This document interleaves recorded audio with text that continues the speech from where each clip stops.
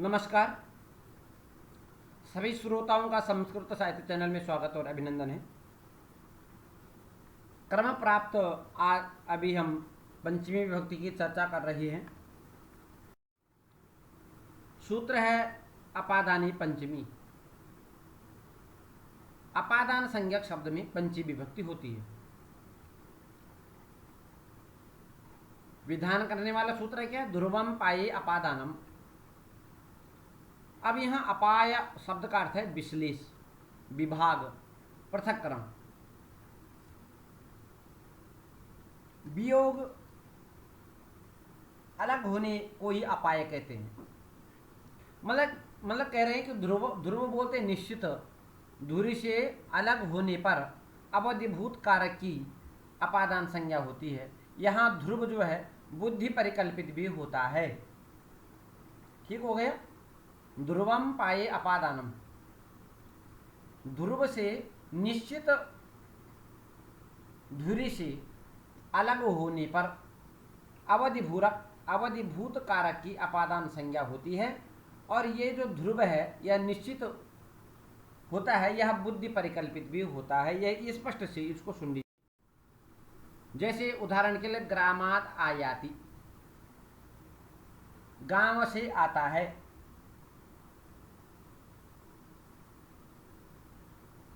यहाँ गांव जो है अवधिभूत है, जिससे व्यक्ति का विश्लेष मतलब वियोग हुआ स्पष्ट है। अतः पूर्व सूत्र से ध्रुवम पाये अपादानम, अपादान संज्ञा करके उसमें पंचमी विभक्ति अपादानी पंचमी से पंचमी विभक्ति हो जाएगी। अब यहाँ देखना ये जरूरी है कि जब किसी का किसी से विश्लेष होता है तो हम उस विश्लेष को किसी अवधि के द्वारा प्रकट करते हैं। जैसे अश्वात पतति, घोड़े से गिरता है। यहाँ घुड़सवारों घोड़े का विश्लेष कहा जा सकता है। इस विश्लेष में घोड़ा अवधिभूत बना हुआ है, क्योंकि वक्ता घोड़े से अलग होना कहना चाहता है।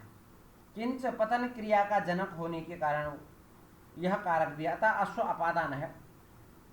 अपादान क्या है? अश्व है। अपादान होने से पंचमी विभक्ति हो जाती है।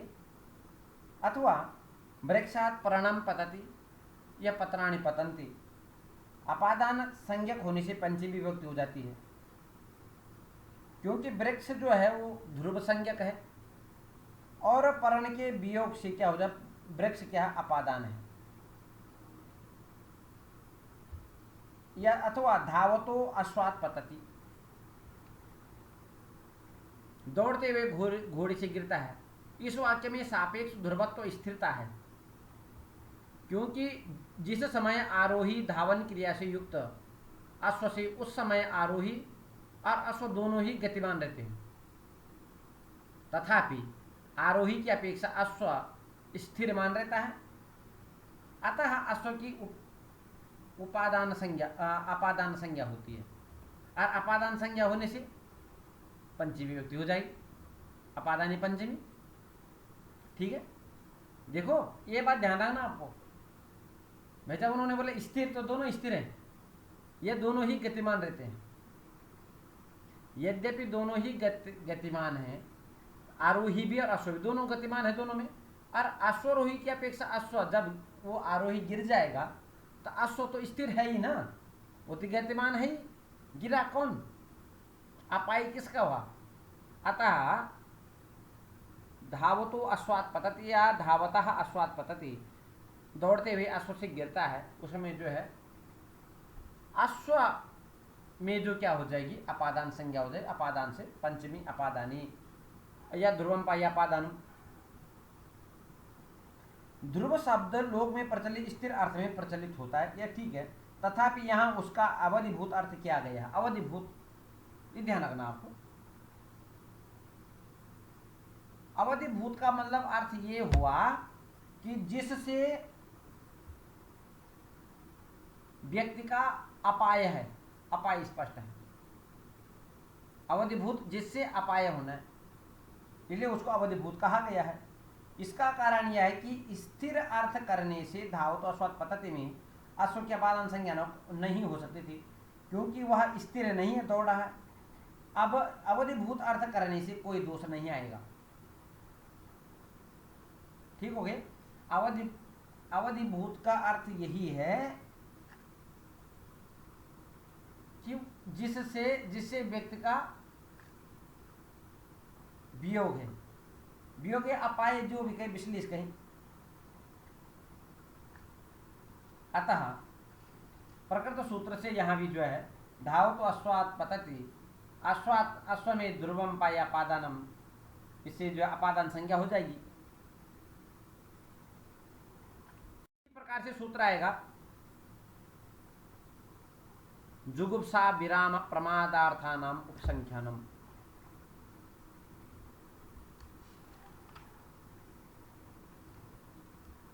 जुगुप्सा था घृणा, निंदा करना, विराम मतलब रुकना अथवा हटना, थमना, और प्रमाद मतलब आलस्य करना, लापरवाही, ध्यान न देना। अर्थ वाली धातुओं के प्रयोग में जिससे घृणा की जाए, जिससे घृणा की जाए, जिससे रुका जाए, जहां प्रमाद किया जाए उसकी अपादान। तो जुगुप्सा विराम प्रमादार्थानाम उपसंख्यानम हो गया। ठीक है। तो जिससे किया जाए उसकी अपादान संज्ञा होगी। जैसे पापा जुगुप्सते, पाप से घृणा करता है, तो किससे करता है? पाप से। अतः पापा जुगुप्सते, पापाद विरमति, पाप से ठहरता है, या धर्मात् प्रमाद्यति, धर्म में प्रमाद करता है। क्रमशः धर्म पाप धर्म की अपादान संज्ञा अतः पंचमी विभक्ति हो जाती है। इसी प्रकार से स्वाध्यायान्मा प्रमदः जुगुप्सा विराम प्रमादार्थानाम से जो है प्राणाघातान निवृत्ति ही परदन हरणे संयम सत्य वाक्याम, ये भी जो है भर्तृहरि का ये जो श्लोक है। आगे देखिए, भीत्रार्थानाम भय हेतु, अर्थात डरना और रक्षा करना अर्थ वाली धातुओं के प्रयोग में जिससे डरा जाए अर्थात जिससे रक्षा करनी हो, जिससे रक्षा करनी हो उसके अपादान, जिससे डरा जाए। सबसे पहले भयार्थानाम त्रणार्थानांच प्रयोगे भय हेतु अपादानम स्यात्। भी मतलब भय अर्थ वाली और त्रा मतलब रक्षा करने वाली धातु के भय के हेतुवाचक शब्द की अपादान संज्ञा होती है। जैसे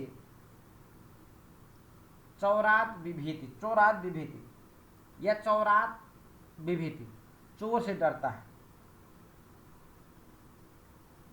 अथवा चौरात त्रायते, तो चोर से बचाता है। त्रा मतलब रक्षा करना, चोर से रक्षा करते, चौरात त्रायते या चौतर, ये आ गया। यहां भी और त्रा धातु के अपादान संज्ञा, अपादान से पंच। भय हेतु की, भय तो ऐसा क्यों कहा आपने? तो भय का कारण हो तभी तो अपादान संज्ञा होगी, अन्यथा अरण्य विभेति, यहां अरण्य में अपादान संज्ञा होने लगेगी, अरण्य में डरता है। अब यहां भय का हेतु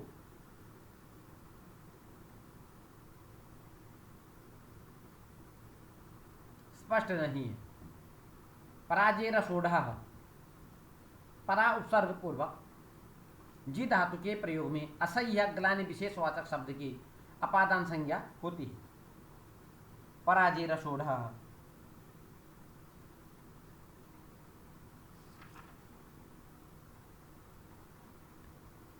अध्ययनात् पराजित, अध्ययन से भागता है। यहां अध्ययन को सह नहीं पाता है, इस अर्थ में जो ये अध्ययनात् पराजित अपादान संज्ञा हुई और पंचमी विभक्ति हुई, तो असोढ़ा है किम असह्य अर्थ में होता है, अन्यथा शत्रुन पराजयते, यहां पर शत्रुओं को पराजित करता है, में भी शत्रु की अपादान संज्ञा होने लगी। सूत्र आया वारणार्थानाम ईप्सितः,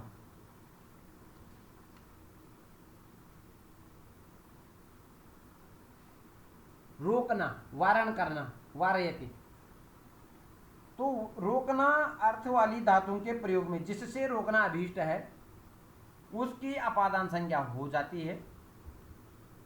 जैसे यवेभ्यो गाम वारयति, जब से बैल को हटाता है, यहाँ नी जवों से, जो जवे हैं ना, या जौ से बैल को हटाता है, जब हो गई है थोड़ा सा, जौ से बैल को हटा, यवेभ्यो यवों से बैल को हटाता है। अब यहां हटाना अर्थ में यव की अपादान संज्ञा हुई है, और अपादान संज्ञा से अर्थात इन्होंने बोलो वारणार्थानाम, जिससे बचाना हो या जिससे रोकना हो, जिससे मतलब अब यहाँ जो है जौ से जो है, जौ से बैल को हटाता है, तो जौ में जो है या यव में अपादान संज्ञा होकर के पंचमी विभक्ति हो जाएगी। ईप्सित किम, ईप्सित पद नहीं देते तो यवे भी गाम वारयति, क्षेत्र यहां पर क्षेत्रीय अधिकरण में भी अपादान होने लगेगी। फिर कह रहे हैं अंतर्धौ येनादर्शनम इच्छति, येन अदर्शनम इच्छति, व्यवधान होने पर जिससे आत्म विषय दर्शन के अभाव की इच्छा की जाती है, उसके अपादान। तो अंतर्धौ का कहना है व्यवधान अर्थात ओट के होने पर, छिपने वाला, जिससे अपना दर्शन चाहता है उसकी। अब देखो, जिससे छिपना चाहता, अंतर्धौ, अंतर्धौ मतलब अपने को छिपा, ये न मतलब जिसके द्वारा, अदर्शन मतलब जिससे अपने को न देखा जाए, ऐसे व्यक्ति की क्या होती है अपादान संज्ञा। अंतर्धौ, अंतर्धौ येन अदर्शनम इच्छति, जिससे अपने को छुपाना चाहता है।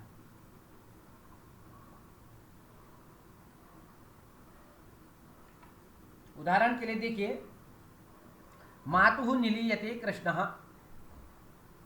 अब जो है कृष्ण जो है माता से छुपना चाहता है, अर्थात जिससे छिपना चाहता है उसमें जो जाएगी अपादान संज्ञा। तो ये माता में जो मातुः हो गया, माता की क्या होगी अपादान संज्ञा, अपादान से पंचमी होगी, अपादानी पंचमी होगी। मातुः निलीयते कृष्ण,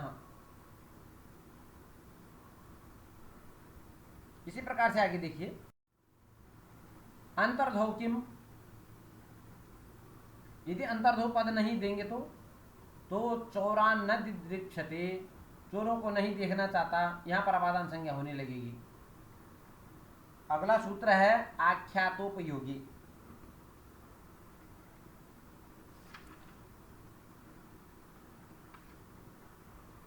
नियम पूर्वक विद्या ग्रहण करना, अर्थ दिखलाई पढ़ने पर आख्यात अर्थात वक्ता की अपादान संज्ञा होती है।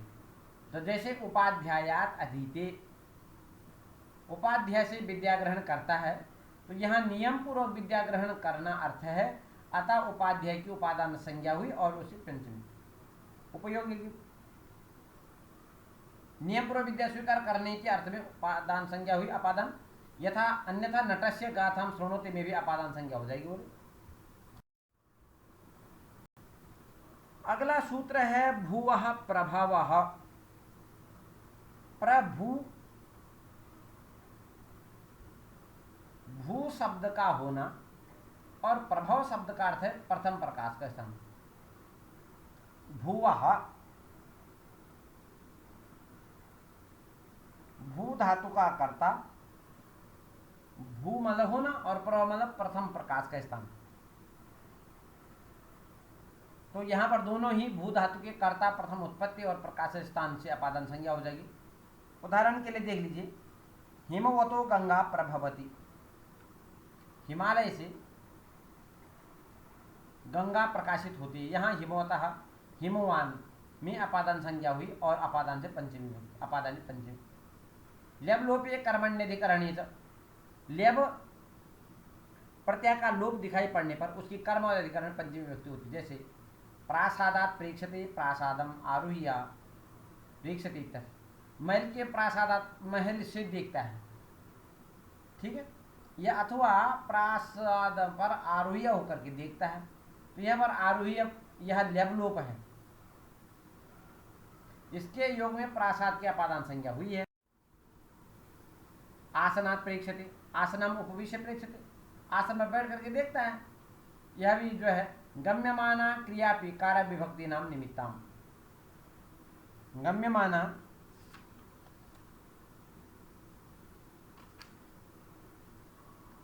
जिस क्रिया का वाक्य में साक्षात प्रयोग न होने पर प्रसंगवश स्वतः उसका बोध हो रहा है, वह गम्यमान क्रिया कहलाती है। इस तरह की क्रिया भी किसी की भी कारक विभक्ति का निमित्त कारण है। जैसे उदाहरण के लिए कस्मात् त्वम आगतः, तुम कहाँ से आए हो, अथवा आगच्छसि इत्यादि क्रिया गम्यमान है, अतः पंचमी विभक्ति हो जाएगी। यतश्चाध्वकाल निमानम ततः पंचमी।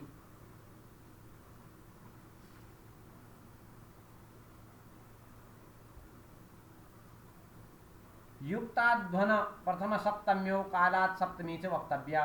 जिस अवधिवाचक शब्द से मार्ग और काल परिच्छेद मान का ज्ञान होता है, उस स्थान और कालवाची शब्द से पंचमी विभक्ति होती है। जैसे पंचम्यंत शब्द से युक्त मार्गवाचक शब्द प्रथमा सप्तमी विभक्ति होती है, और उस पंचम्यंत कालवाचक शब्द सप्तमी विभक्ति होती है, ऐसा कहना चाहिए। जैसे ग्राम, वनाद ग्रामो योजनम योजनेव, वन से गांव 1 योजन दूर है।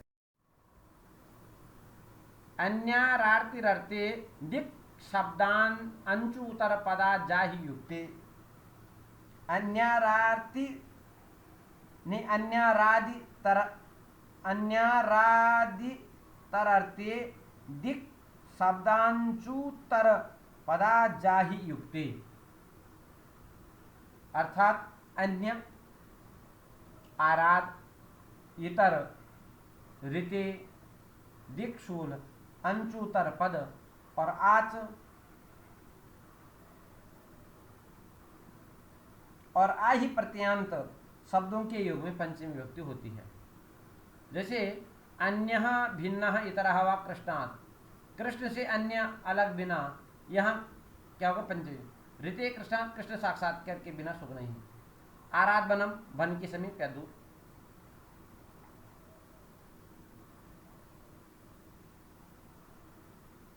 ऋते ज्ञानान मुक्ति, पूर्वो ग्रामात् दक्षिणो ग्रामात् उत्तरो ग्रामात् चैत्रात् पूर्वा फाल्गुनः। अंचुतर पद जो है प्राग ग्रामात्, प्रत्यक ग्रामात्।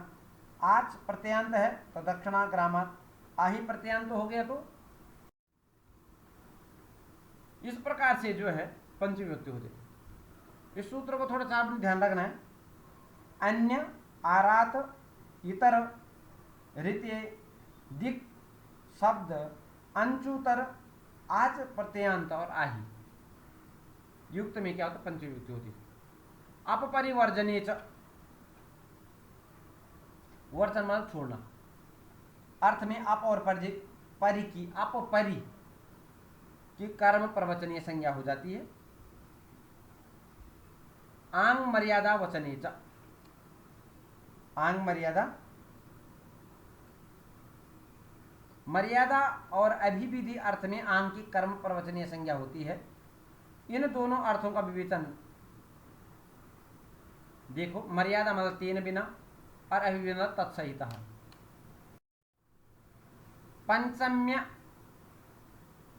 पंचम्यपांग परिभि, अप आंग परि, पंचम्य, अप, आंग और परि, इन कर्म प्रवचनीय योग में पंचमी विभक्ति होती है। अप का उदाहरण अपहरि है,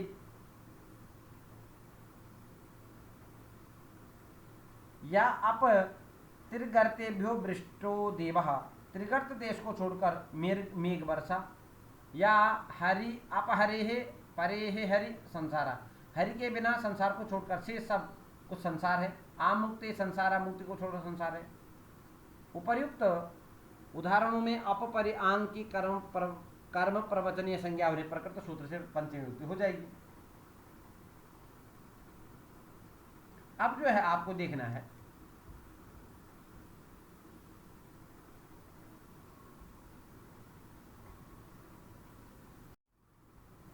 विभाषा गुणे स्त्रियाम।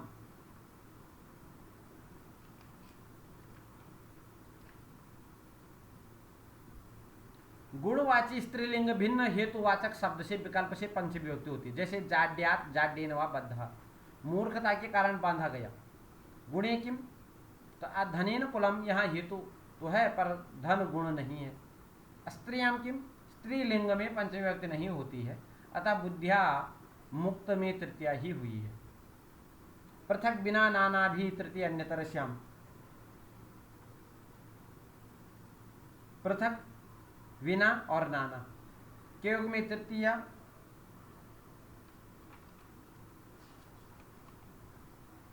द्वितीया, तृतीया और पंचमी विभक्ति होती है।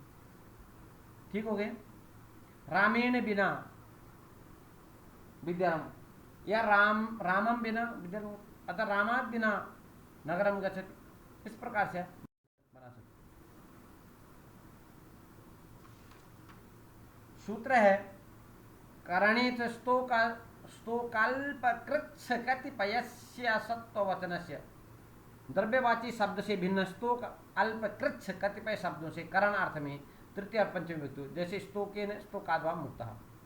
स्तोक शब्द द्रव्यवाचक में गुण धर्म का बोधक है। सूत्र है पाणिनि सूत्र, दूरांतिकार्थेभ्यो द्वितीय, दूर और अंतिक दोनों बोधक अर्थबोधक शब्दों में द्वितीय और तृतीय पंचमी विभक्तियां होती। दूरात् दूरम दूरेण, ग्रामस्य अंतिकम अंतिकात्।